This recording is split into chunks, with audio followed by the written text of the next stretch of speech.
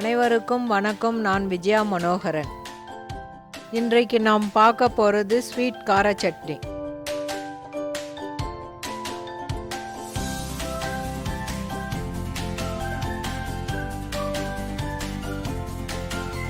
ஒரு கடாயில் 2 டீஸ்பூன் எண்ணெய் விட்டு 3 காஞ்ச மிளகா போடுங்க.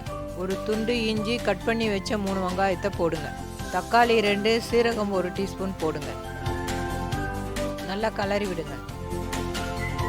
நல்லா 1 நிமிஷம் நல்லா கலரி விடுங்க.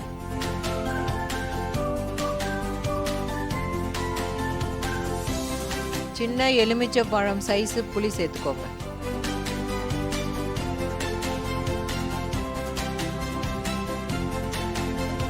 உப்பு தேவையான அளவு சேர்த்துக்கோங்க. நல்லா மிக்ஸ் பண்ணுங்க.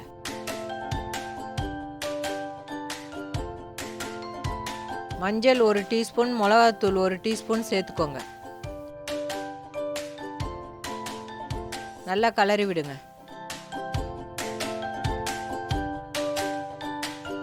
2 டீஸ்பூன் சர்க்கரை சேர்த்துக்கோங்க.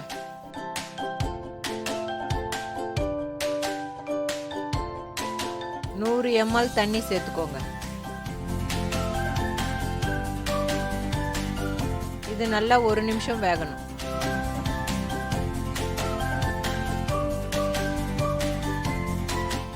இப்போ ஸ்டவ்வை ஆஃப் பண்ணிவிட்டு 5 நிமிஷம் ஆற விடுங்க.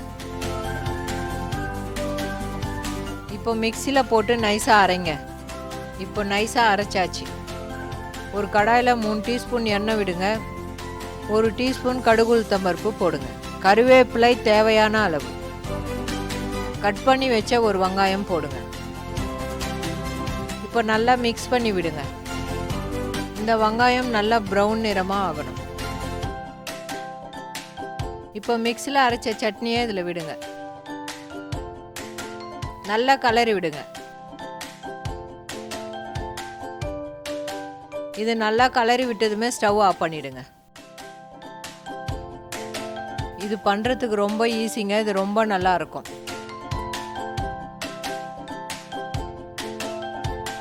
இப்போ ஸ்வீட் கார சட்னி ரெடி ஆயிடுச்சு.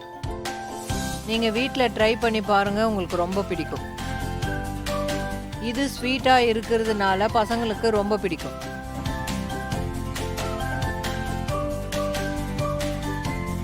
இது இட்லி தோசைக்கு ரொம்ப நல்லா இருக்கும்.